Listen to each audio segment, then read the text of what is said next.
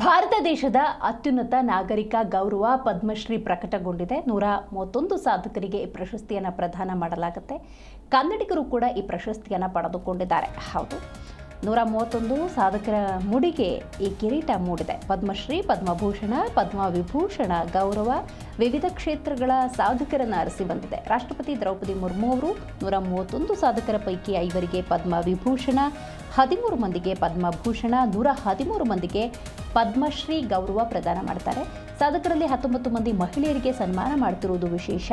ಪದ್ಮವಿಭೂಷಣ ಗೌರವ Shri Dharmendra Singh Deol, K Thomas, N Rajam, ಪ್ರತಿಷ್ಠಿತ ಸಾಹಿತಿ ಕೇರಳದ ನಾರಾಯಣನ್, ಹಾಗೆಯೇ ವಿದೇಶಾಂಗ ವ್ಯವಹಾರ ತಜ್ಞ ಕೇರಳದ ವಿ.ಎಸ್. ಅಚ್ಯುತಾನಂದ್ ಅವರಿಗೆ ಲಭ್ಯವಾಗಿದೆ.